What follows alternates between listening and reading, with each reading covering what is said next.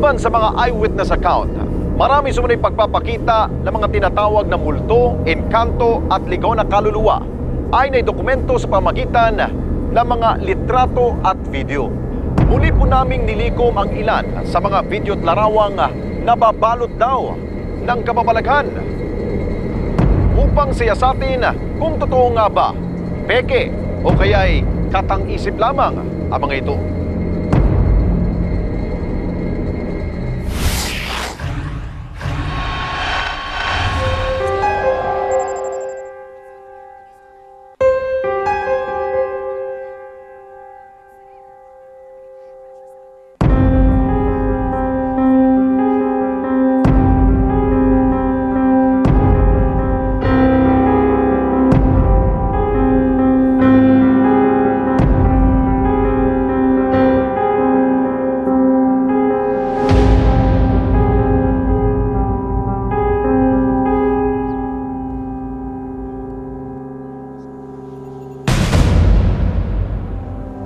Dating computer shop sa Novaliches, Quezon City, ang bahay nito ni Eric De Leon.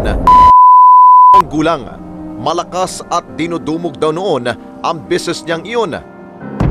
Kaya't naisipan raw niyang i-monitor ang mga taong naglalabas-masok dito. August 15, 2008, last year, mga magna-9. Nag-set up kasi kami ng surveillance camera, mas maaga pa ron, siguro mga July. Kasi yung reason yon, kasi computer shop nga, medyo yung ibang bata abusado. Gamit ng phone, walang paalam. Tsaka lagi ako nawawala ng yosi. Ngunit sa halip na mga customer ang makunan, ibang mga imahe daw ang rumihistro noon sa kanyang CCTV camera. May nakunan nga na dumaan na dalawang bagay o kung ano man matawag doon na may kasamang liwanag.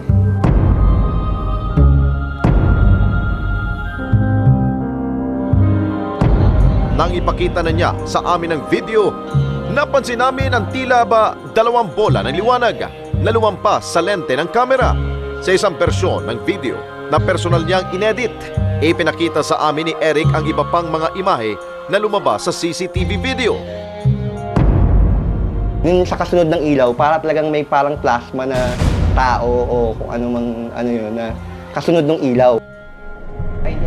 Dahil nahihiwagaan nga si Eric, ay pinakita raw niya sa kanyang mga kaibigan ang mga imaheng na-capture ng kanyang CCTV camera. Dito na, naglutangan ang iba't ibang espekulasyon. Yung mga magulang ko raw yun.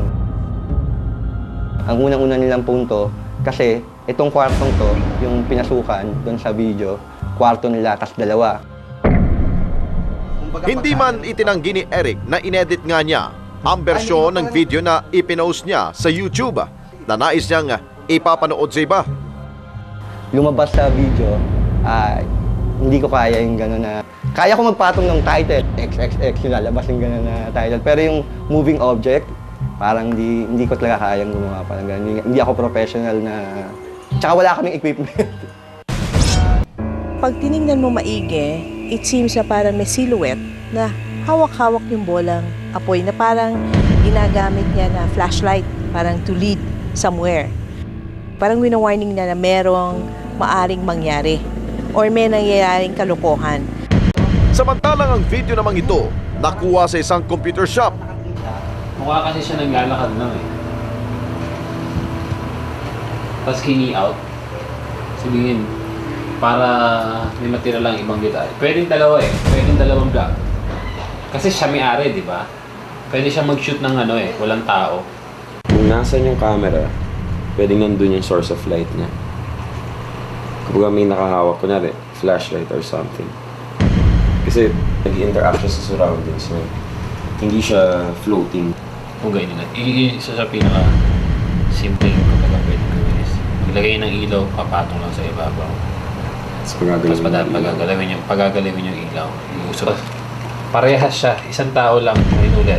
Tingnan mo ha, pagdaan nito, meron din siya reflection. Same na same din siya. Git pa ng video expert, tanging ang mga source o pinanggagalingan daw ng mga video ang nakakaalam ng pagiging original nito o hindi. Bagay na sinang-ayunan naman ng photo expert. Anya, higit raw na mas madaling manipulahin ang litrato kumpara sa video.